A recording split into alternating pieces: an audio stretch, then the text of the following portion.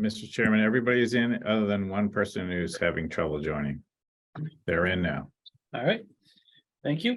Good evening, everyone. I'd like to call the Board of Selectmen meetings to order for February 7th at 6:03. And we're gonna open up with item B, which is recognition of Kurt Keating. Unfortunately, he had a last minute change of schedule come up, so we aren't able to do that. We are trying to reschedule with him for another date. So we'll skip over that and go right to the interview for an appointment for a full-time police officer for David Kim, and I believe police chief is here to introduce him.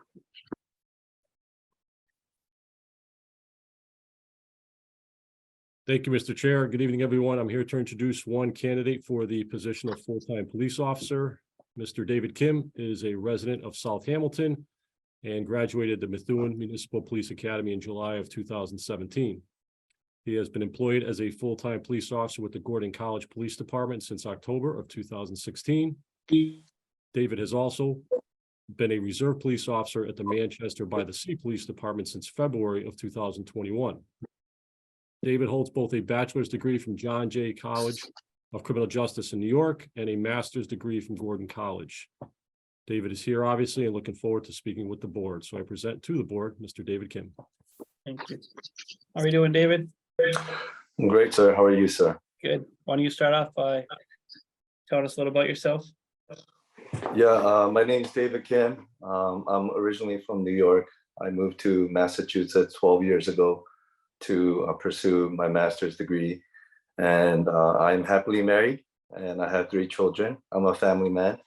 And last weekend really tested my patience being in New England with the cold weather, but I still love New England. So nothing's gonna change that. And I just want to tell you a little bit of my background. As Chief mentioned, I have my bachelor degree from John Jay College of Criminal Justice, where I found passion and a foundation for law enforcement. And I also have a master's degree from Gordon College Theological Seminary, where I learned how to understand how to work with people. And I also have a full-time MPTC academy from NECC Methuen Academy. When I was at Gordon College, I patrolled through campus, investigated crimes, responded to medical emergencies, and I'm an initiator, a community builder.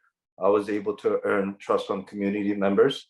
And at the same time, I coordinated events such as Coffee with a Cop, and I participated in student-led events. And one time, there was a time when students invited me to, it was like a Gordon College TED Talk, and they invited me without knowing the topic. And the topic was actually police brutality, and it was rough. It was, it was really challenging. But at the same time, I was there to kind of understand where they were coming from and their walk of life. And towards the end, they just asked me if I can kind of share a remark with them, and I was able to do that. I'm very engaging with the community. And besides being a patrol officer at Gordon College, I'm also a chaplain for the department. I provide support and care for our officers, and I was able to also boost morale for the department as well. And I've been with an organization called Bibles for LEO, and this is a nonprofit that I established back in 2019. And I was able to network with law enforcement officers around the country and with different agencies and nonprofit organizations to support first responders and military personnel who are going through PTSD, who needed peer support, who are going through a mental health crisis. So that was something that I was able to kind of pick up on what I was learning from as a chaplain. And lastly, I was with Youth with a Mission organization for 3+ years. And during that time, I worked with judges, wardens, social workers, and probation officers, and to assist youth at risk. And during that time, I was able to create a one-on-one mentoring program for the youth and counsel them and coach them.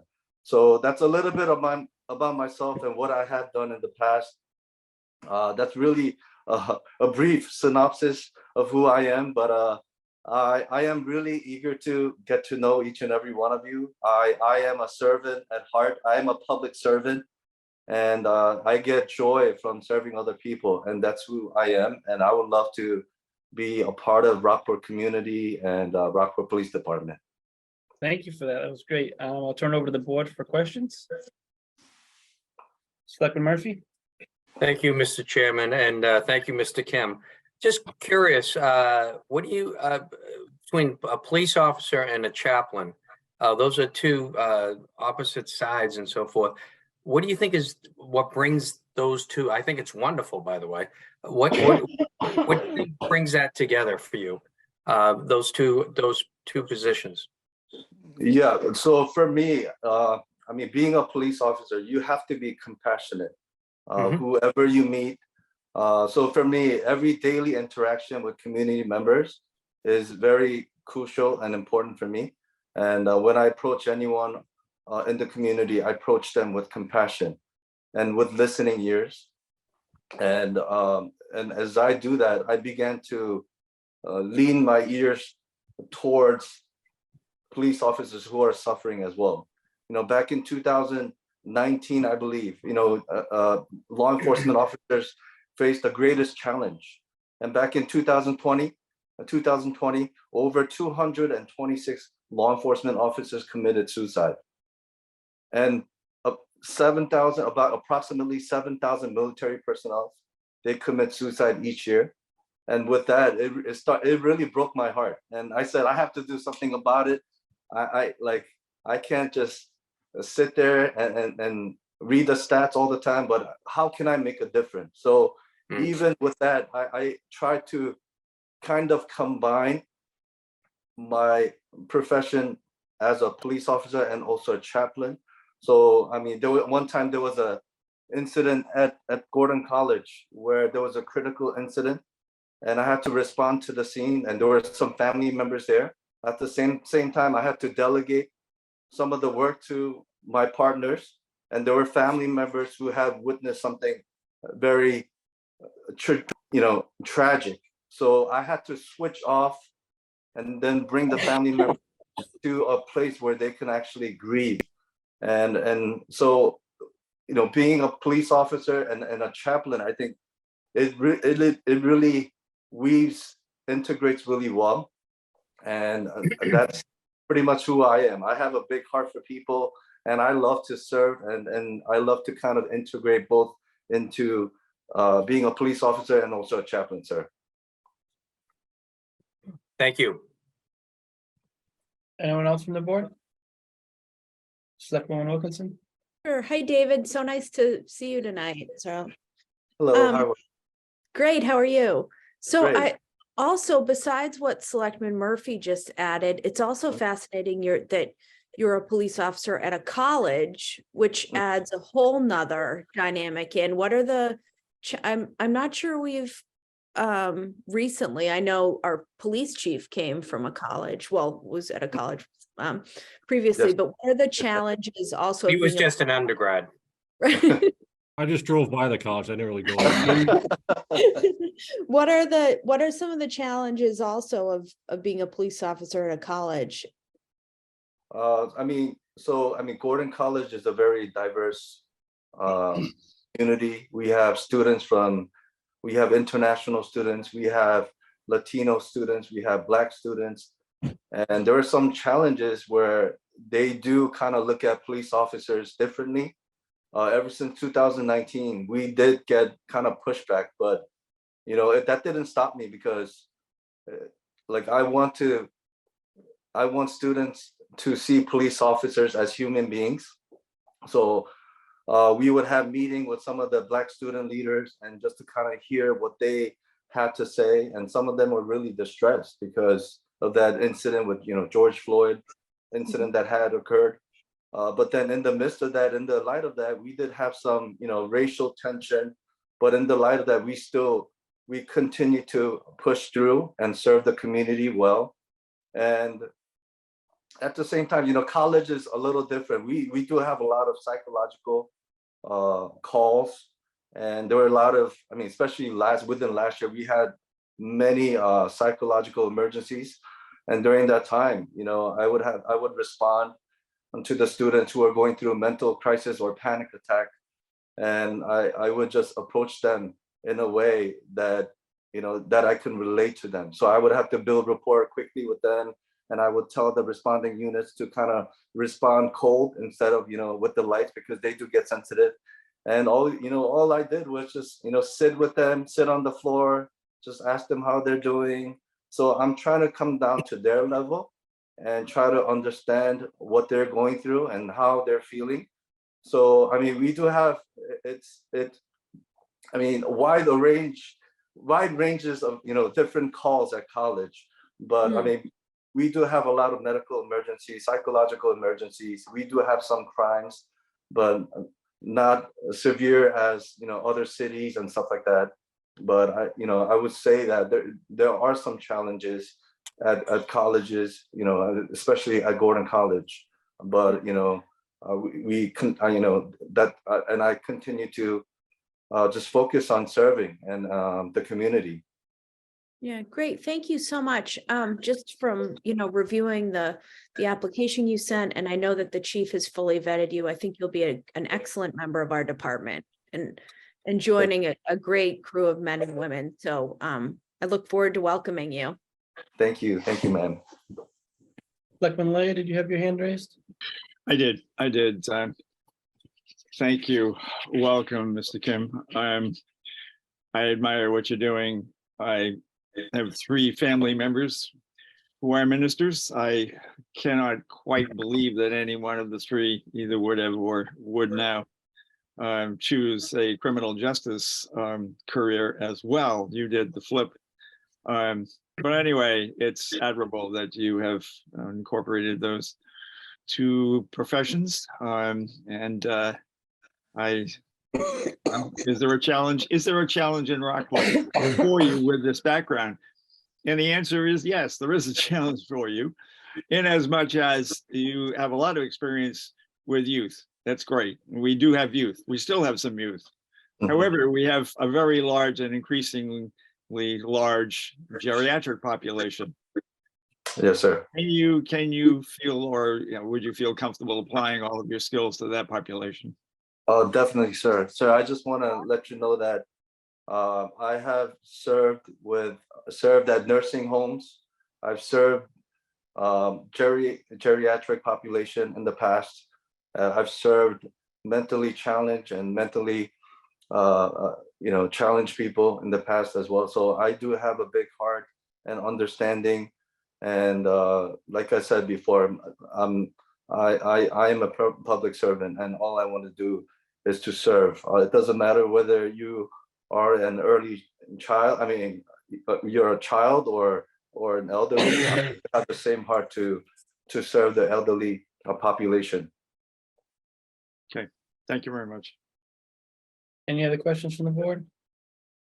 And then I'll go and I'll ask, David, what do you feel that your biggest weakness is coming in here, and how do you plan to address that and hone in on it and make it one of your strengths? Yes, so I would say that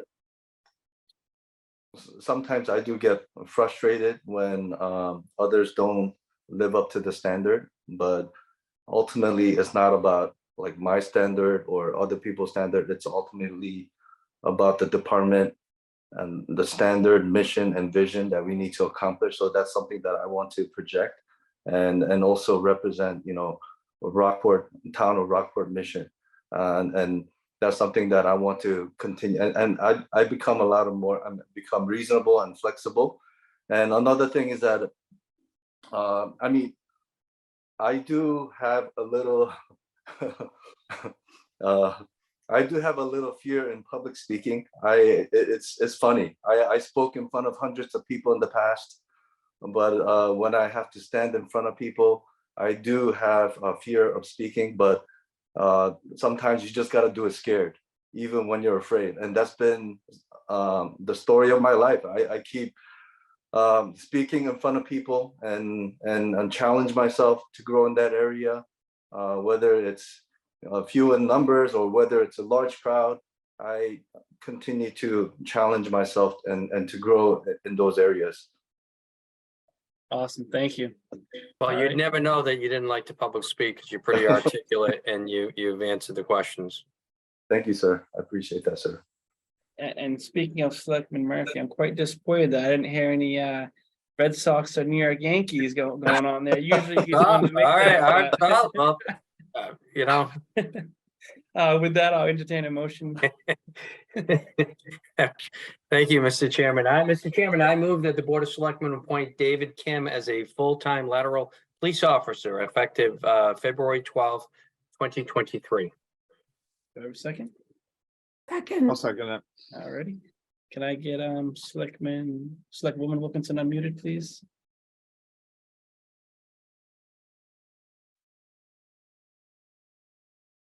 And we'll do the roll call vote.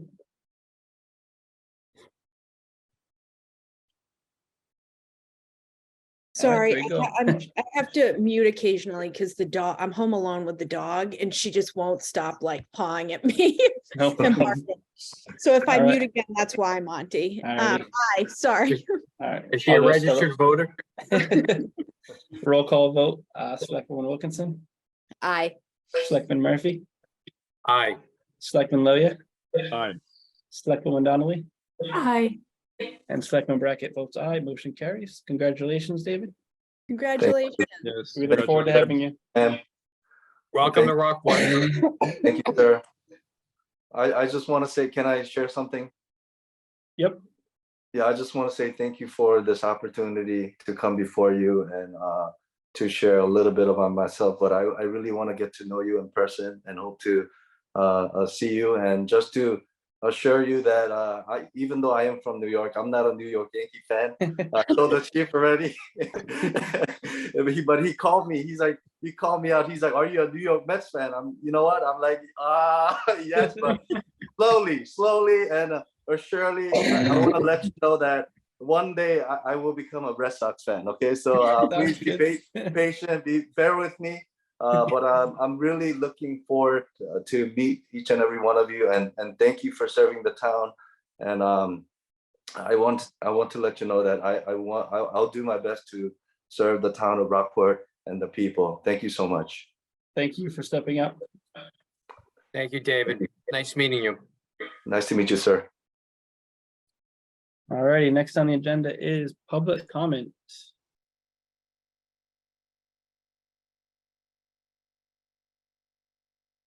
All right, seeing Eric.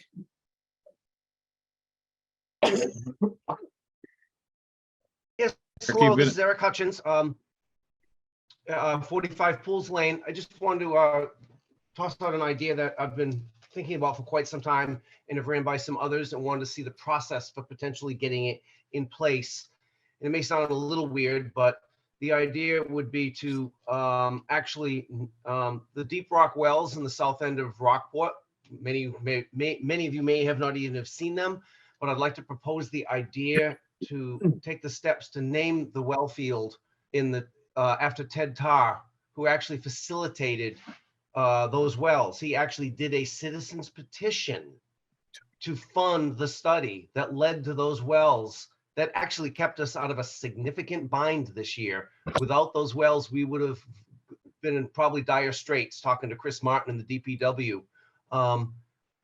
Really a weird thing for somebody to do a citizen's petition on. Usually it's something political or otherwise, but he put his foot forward and said, we can and should do this. And he did it. It wasn't town government that did it. It was an individual who sat there in a corner, and it just might be, I couldn't imagine who else to name the well after and who even names the well. But I'd just like to throw that idea out there and to figure out what the process that the Board of Selectmen or the town administrator would like to facilitate that, whether it's a citizen's petition or to facilitate it through the Board of Selectmen. Thank you. Thank you, Eric. All right, next is Chip.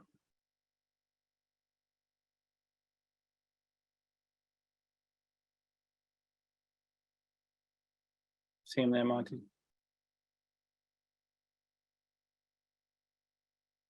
There you go, Chip.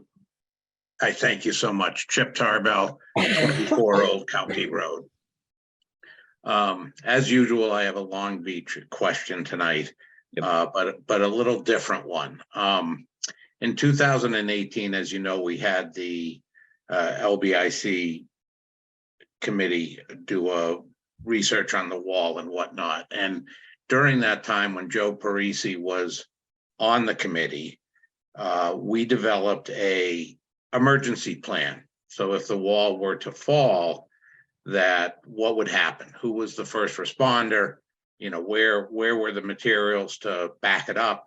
What was the plan in place? And Joe led that charge and had a full plan in place of granite blocks, where to get them, who to truck them, all that type of thing.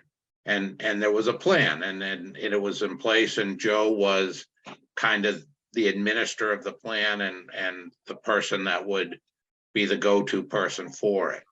My question comes back to Joe having left, whether the new DPW director is aware of that plan, if he is the facilitator for an emergency plan for when the wall fails, or does he even know about that plan, or what is the current plan and who is the current person to lead the charge when the wall does fail? So that's my question. I think everybody at the beach would love to know what that plan is and who's in charge, and would love to get that answer from whoever is the right person to do that and communicate it to the beach. All right, thank you, Chip. I can't touch on whether the DPW director has knowledge of that said plan, but he is responsible for any emergencies that happen with those type of situations. So he would be the person, as he is with all emergencies in town, essentially. But I will touch base with him just to talk him and see if he has that plan that Joe left behind. And before I take Toby, 1 second, just so everyone does know, we do have the Affordable Housing Trust on the agenda again tonight. Again, that will be a discussion amongst the board. So if you have any comments on that, please do so during public comment now or later on at the end of the meeting. With that, Toby. Thank you, Toby Arsenian, 95 Granite Street. We've gone through January and now we're into February. It used to be the end of January, according to the bylaws, when you handed over the budget, whether or not it was a balanced one to the Finance Committee for their operations. And I believe it was last year at the suggestion of the town administrator and with the blessings of the Government and Bylaw Committee. And then the town meeting, we shifted it to the 15th of February, which will shortly be upon us also. And speaking with Mitch Vieira in passing, he said that you had not yet got all of the precious figures from the state, without which you can't construct a budget. And yet the middle of February, the 15th, will shortly be upon us. What is the schedule and the timeline for your board's review of the budget? I'm aware that it's, as a practical matter, Mitch Vieira and Carrie Arnaud who put it together, but it has your name on it and you make the decision. So what is the timeline? And are we going, as last year, to have the public hearing on the budget? And when would that be? Thank you. Mitch, you want to touch on the Certainly, Mr. Chair, progress? as I indicated to Mr. Arsenian on Friday, we are awaiting health insurance numbers and state aid numbers. So we will be in compliance with the February 15th. I will address that as indicated under the town administrator report. Thank you. And as for a public hearing, I will certainly put one on. That's part of the report as well. Okay. Thank you. All right. All right, Antoinette. Hi, I'm Antoinette Giuliano at 68 Long Beach. My question relates to a letter that I sent on October 26, 2022. The letter was sent on behalf of 47 Rockport residents that lease property on Long Beach and are affected by the deteriorating seawall that Chip previously mentioned. And the letter requests that the selectmen take some action with respect to the deteriorating seawall, as well as the grant, which was received by the town. It was a $2.6 million grant received. We were told that we were going to get a response from the selectmen directly, but yet 3 months later, we have not yet received any response. Now, this is coming from someone, I may remind you, that had a sinkhole in front of her house in 2018, when the wall did fail at that time. And there was a temporary fix made. But since then, a grant has been received, and we have received no information with respect to the actions that the selectmen are taking along those lines to permanently fix the seawall.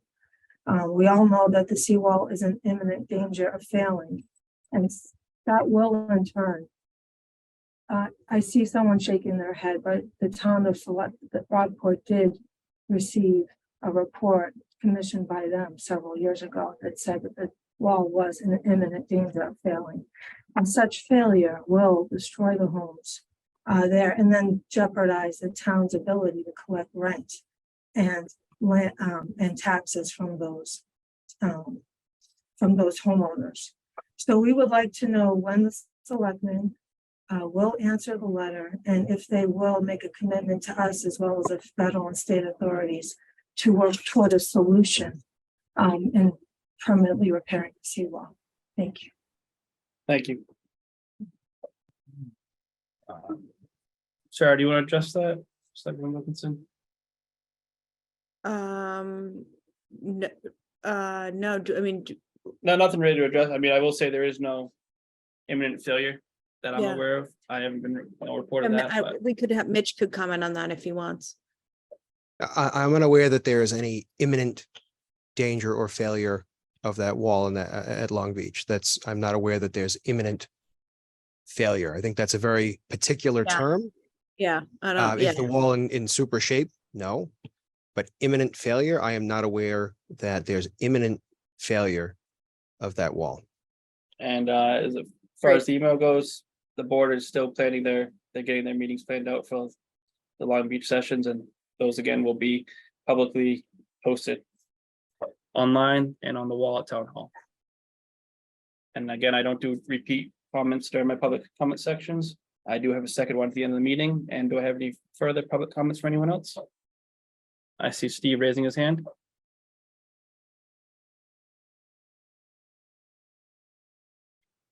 Steve, you've been unmuted. Okay, thank you very much. I'm Steve Sheehan at 12 Long Beach. Almost 6 years ago, back in June of 2017, at a joint meeting with the DPW, one of the current select board members stated that the board wanted every Rockport citizen to be involved in identifying federal and state grants, and that the board would do everything possible to quote unquote find a way to pursue these grants.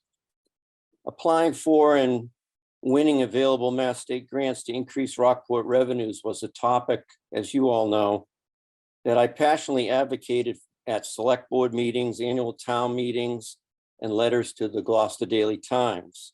So the select board member back in 2017 represented an initial step forward for Rockport, which I was glad to see. At a select board meeting in January this year, one of the select board members stated that she prides herself on getting people answers. I believe every one of the select board members has stated that they want to be responsive to Rockport residents and voters. My two questions are not difficult tonight, and every select board member should know the answer, and the town administrator as well.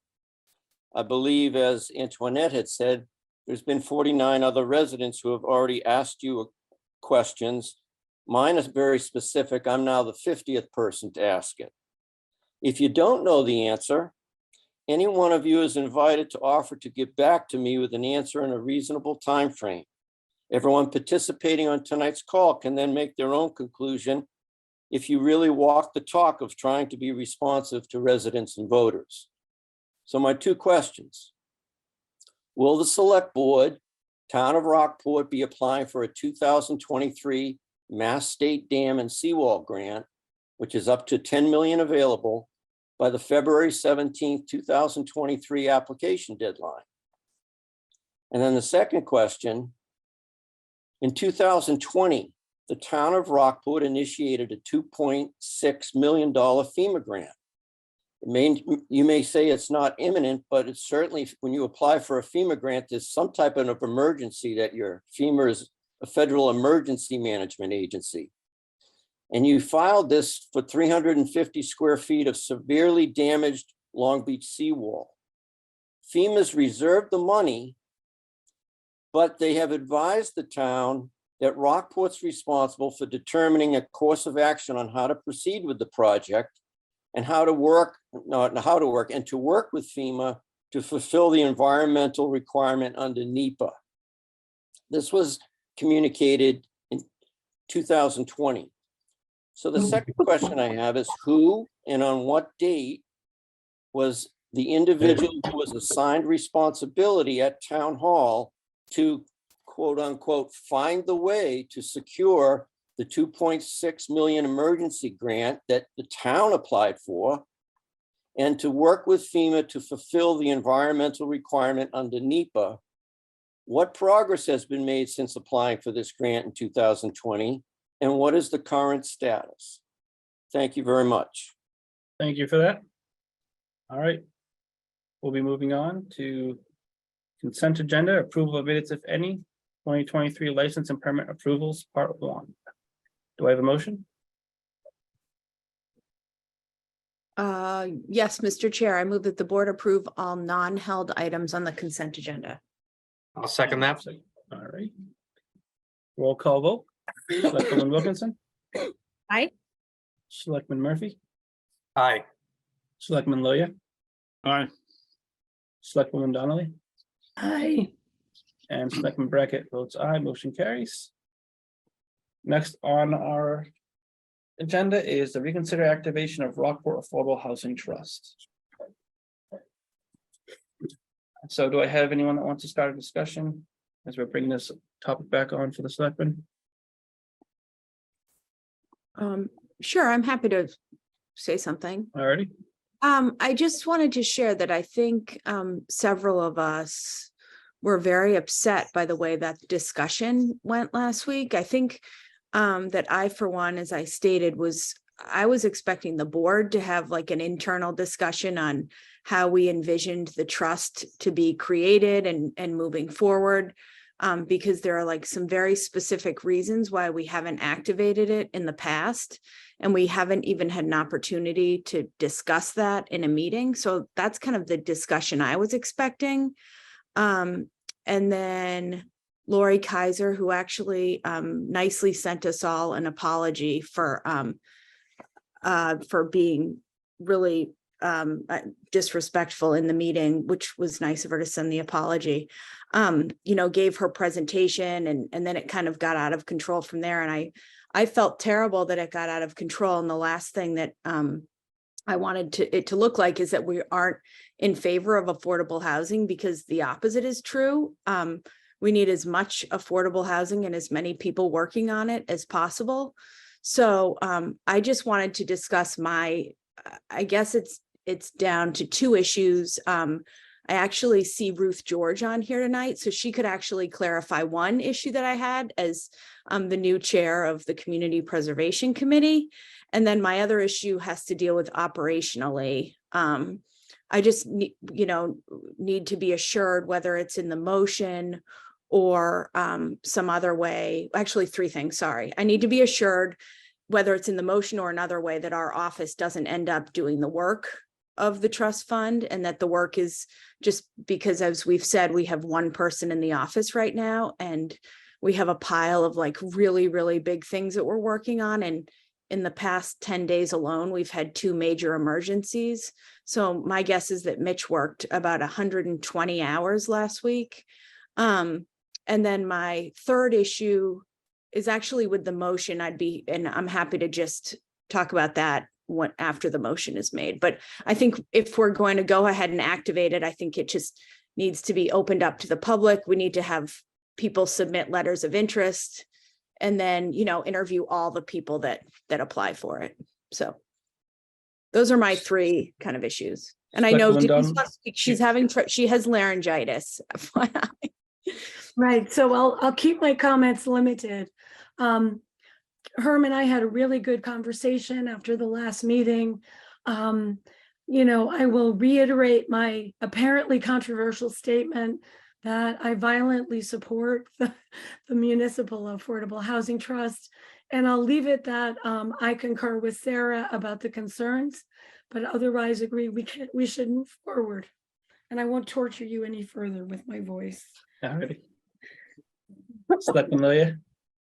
And I would reassure everybody, this is not an intent to saddle anyone on the Board of Selectmen or the town administrator with additional work. I think we made efforts 2 weeks ago to say to everyone that this is a committee that will be, in a sense, be interviewed and set up in accordance with what these additional boards of selectmen think are good candidates for that committee. The Board of Selectmen does have the right to vote on these.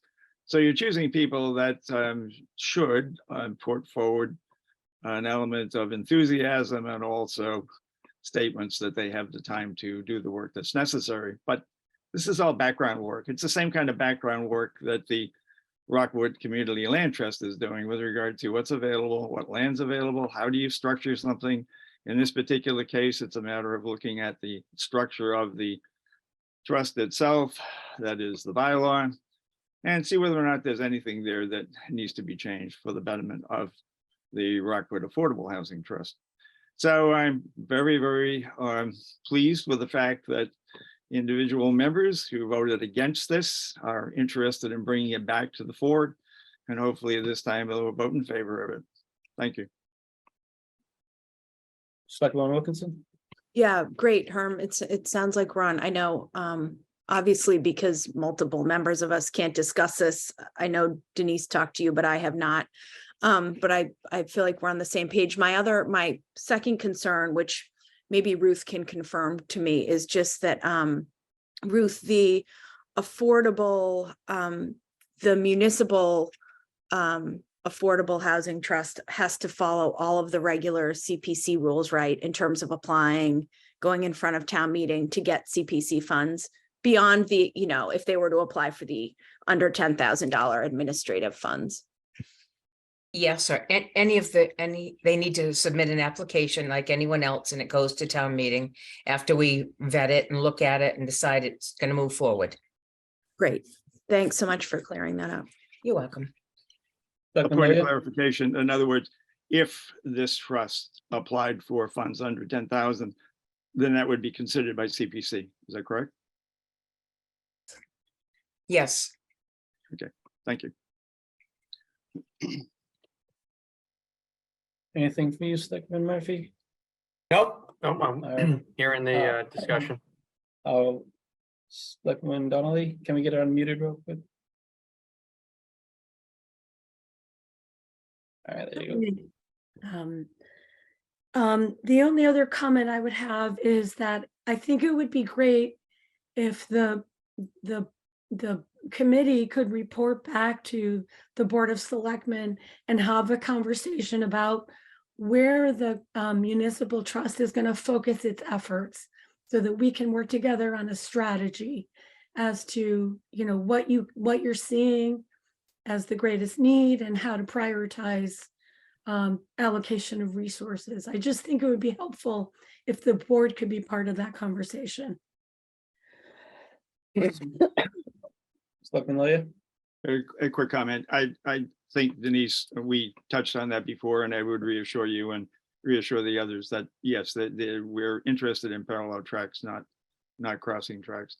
So no, there would be definitely an effort on the part of that board. I would so advise them. I don't think that there's any good reason to think that we should be vying for either the same pieces of property or have the same overall goal in mind other than affordable housing. Yeah, one other good thing is this is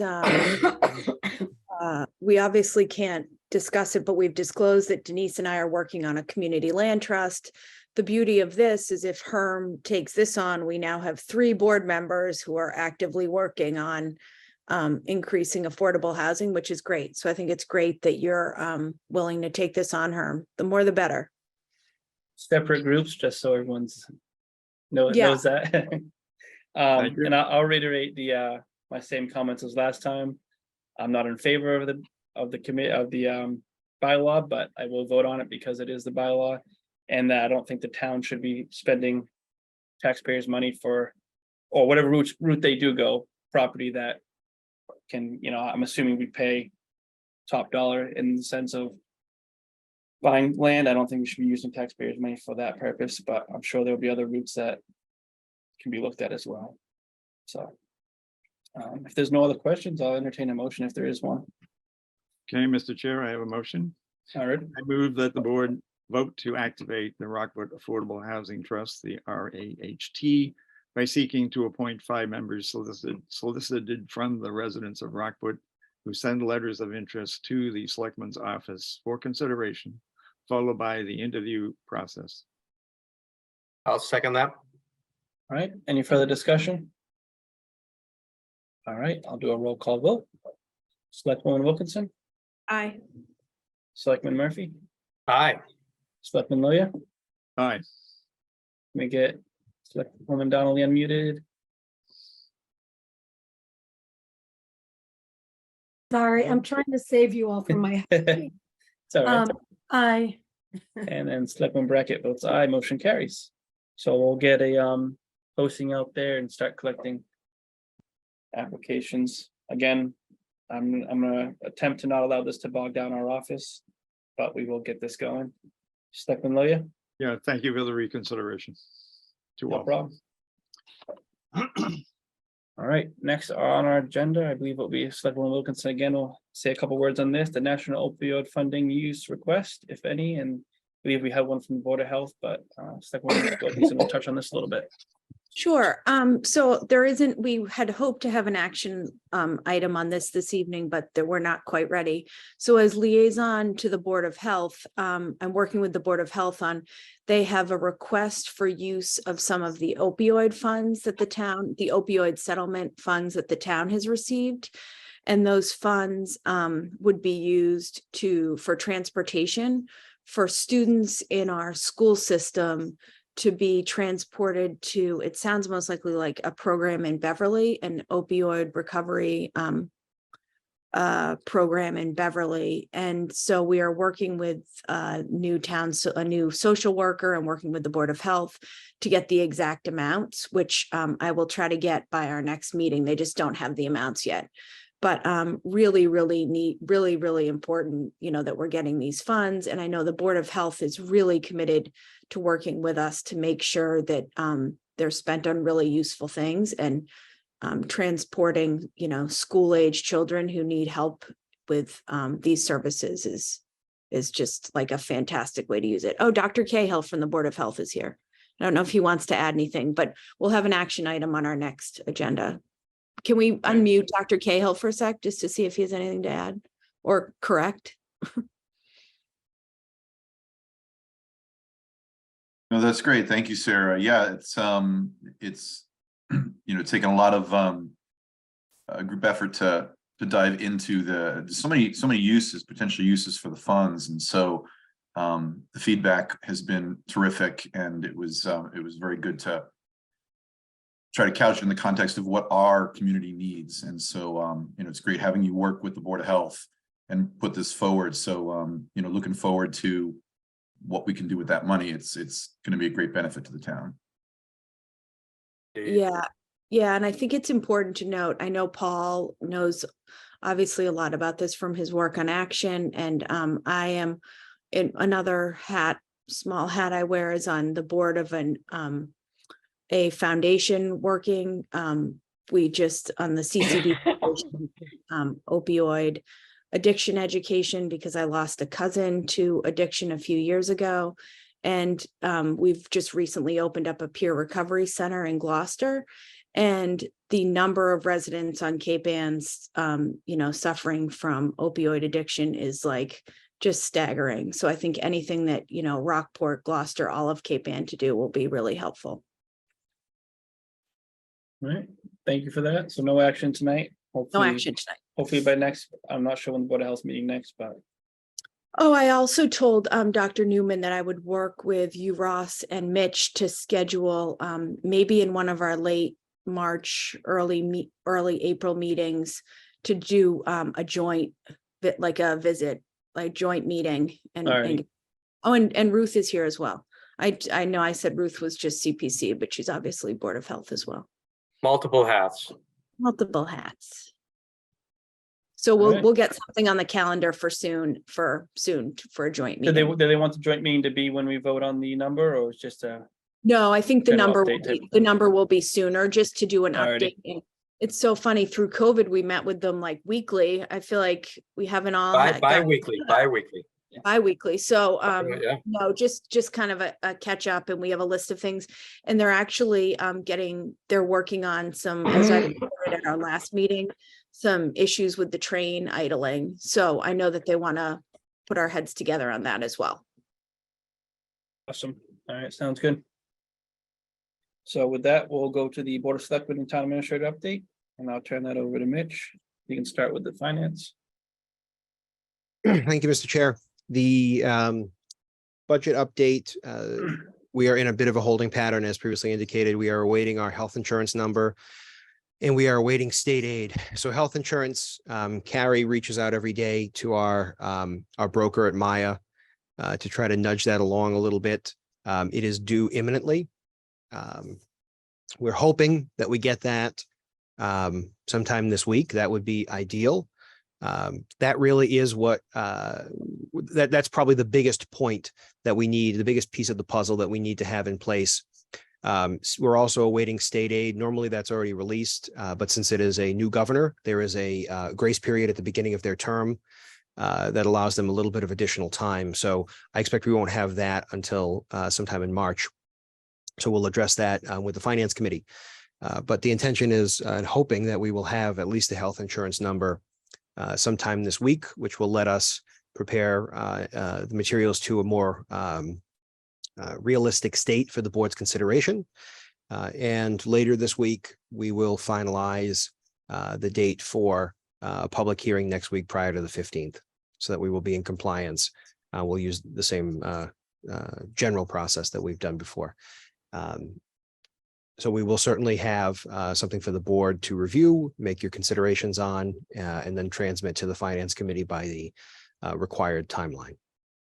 So that is where we are right now. We're also in a holding pattern. We're waiting on the state to certify free cash. So can't move anywhere on capital until we know what that number is. So we await that number anxiously. Nothing new to report on ARPA at this time. So additional updates, as everybody is aware, significant matter on Saturday at Denmark. There was a very significant issue with their water service going into the building, impacting their sprinkler system. There was a fantastic response from the town to that. So we're very, very grateful to all of our public safety staff who were present for that. It was a significant lift for everyone involved. The staff at Oceanside, I believe it's its new name, did an excellent job working with the residents that live there, trying to keep things as calm and orderly as possible.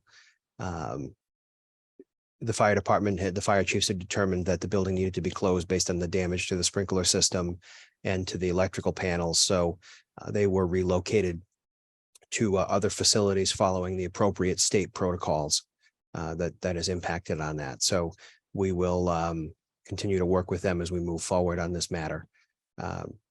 On the sewer issue that we had, the Dock Square Pump Station, the facility as of this weekend has been operating back at normal functioning. So it is back to being fully automated. There are several one-off items that need to be finished to bring it back to basically where it was right before the issue. And as I stated at the last meeting, DPW is in the process of working with one of our consultants to develop an overhaul plan for that facility. So we can make some significant upgrades there, and then we'll address that through the capital budgeting process. So those are general and finance updates at this time. Mr. Chairman? Yep. If I may just quickly comment, that situation over the weekend at our local nursing home was extraordinary. To be able to relocate 50 people was not easy, and kudos to our public service people, the first responders, as well as our town administrator, who is always on the scene, and he doesn't take credit, but greatly appreciated. So I want to thank everyone for that effort. It was a huge lift without question. So kudos to the town for the response. Thank you for that. And with that, we'll roll right into general updates, if there's any from the selectmen. Seeing none, we'll turn it over to technology. And I believe Monty is going to give us a minor update. He is, Mr. Chair. He's going to give you a brief summary on the efforts of his department as they continue to focus on inching forward the overall web process and the areas that have to be addressed before we can get to the exciting part that everybody sees and the work that continues to go into that. So he's going to give a brief summary of that. Yeah, quickly, 10,000. Monty, name and number, address, please. Me too. Wow. No, Monty Hitchler. I'm just kidding. Rockport, so. Well, Cogswell, Beverly. So finding the bandwidth has been difficult over the last year plus to redo the site. But we reorged the department and we have a person in place that will be focusing on that. We have multiple new software packages that will tie into the new website. Civic HR, Civic Clerk, C-Click Fix, Civic Gov. These will help with permitting. These will help with reporting of potholes, hiring processes, all that. Essentially, this is going to be one giant rollout. So we're doing the back end work, not just the beautification of the new website, working with the company to make sure that the code on the back end is all up to date. I hope to have over the next several months, multiple rollouts, tests, views of it for everybody to see. And that work continues on a weekly basis. Thank you for that. Any questions from Selectman Loya? If I can go back a step, not a question for Monty. Alrighty. I am remiss in not mentioning that I had spoken with some of the ambulance crew that served the purpose of dealing with the situation at Denmark or Oceanside this past weekend, and asked them to put their thoughts down on paper. So each of you has a report from the standpoint of the individuals who are doing a lot of the legwork, driving the ambulances and handling the patients. So hopefully you will benefit from that information provided. Okay. And then any questions for Monty? Selectman Wilkinson? Yeah, so thanks, Monty. So wondering, recently someone had put something on social media about our website that Civic Plus is a really good company that makes civic websites. And I said, Civic Plus is who made our website, but it's probably just a little bit older version. And then a bunch of people started writing in with like ideas for the new website. So it'd probably be good at some point if we shared at a selectmen's meeting, like an email address to email just suggestions for the new website, because I think there are people who use it for all different things, and just good to solicit public input on that. And I think giving them an email address is way better than random Facebook comments all over the place. Yeah, absolutely. There'll be a public survey on the looks and feels. There are trends now. Well, every year there's a trend, more mobile, flexible, all that kind of stuff. And again, tying into these new features.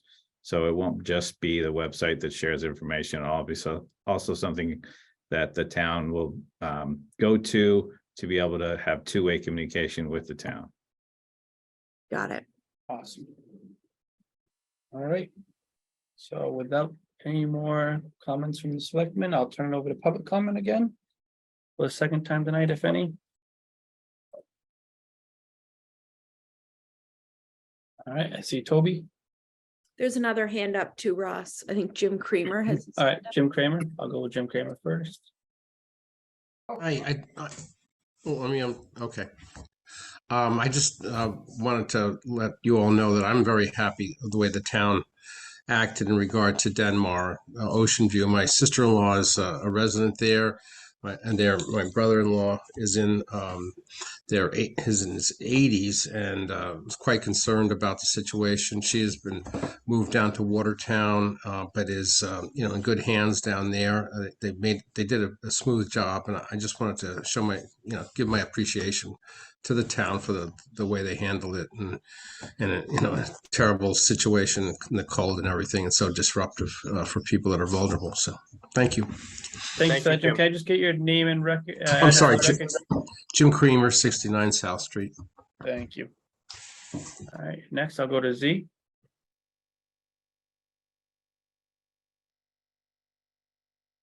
All right, Z, you're muted. Yeah, thanks, Ross. Z Seppa, 92 Granite Street. Congratulations on initiating efforts to activate the Affordable Housing Trust.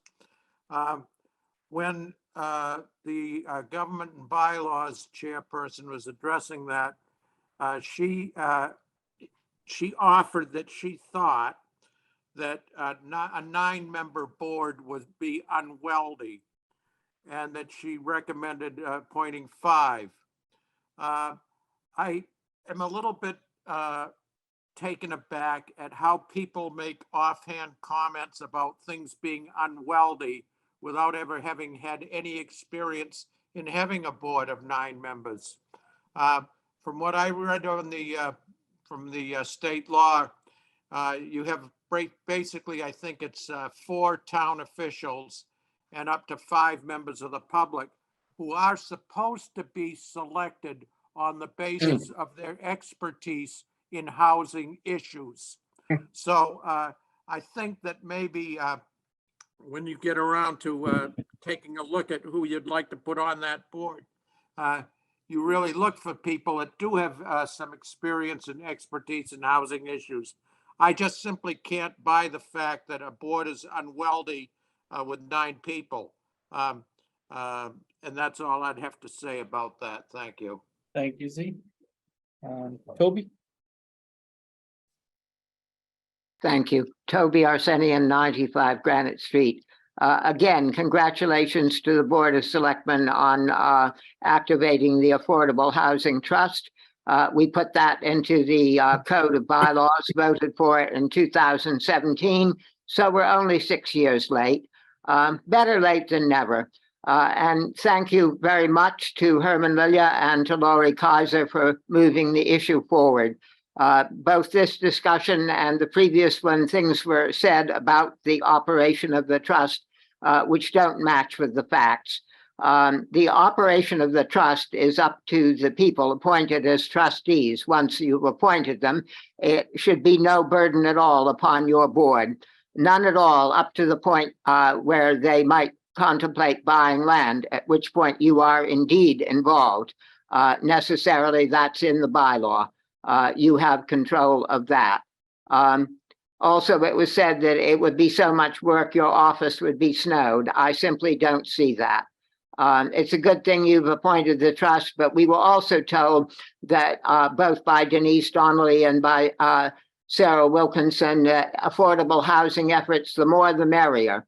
That sounds nice and generous and expansive, and it's certainly not the truth. The truth is that the town has only a very limited amount of money to put into affordable housing, even if it's what we care most about, which for many people it may not be. So if you decide, as the Rockport Community Land Trust that Denise and Sarah have brought forward to apply for $500,000 of community preservation funds, as has been done. I was reviewing the folder today. That's $500,000 that's given out to one outfit, if the voters agree to it.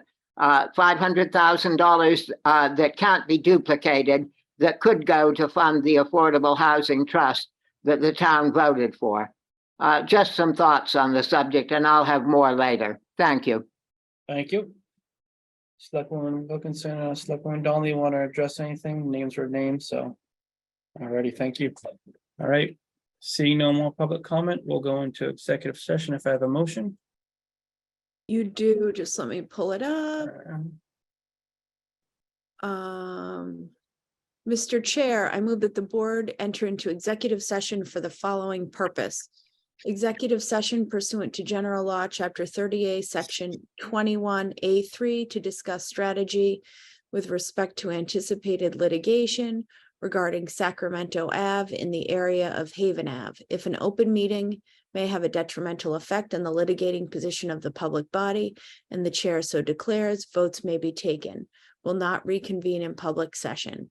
Executive session pursuant to General Law, Chapter 30A, Section 21A3, to discuss strategy with respect to litigation regarding Rousseau et al. Versus Town of Rockport, United States District Court, CA number 1:22 CV 10331-JGD. If an open meeting may have a detrimental effect on the litigating position of the public body, and the chair so declares, votes may be taken, will not reconvene in public session. All right. I'll do I have a second that. All right, by not entering into executive session, it would be detrimental to the town's litigating position. The board will not reconvene in open session.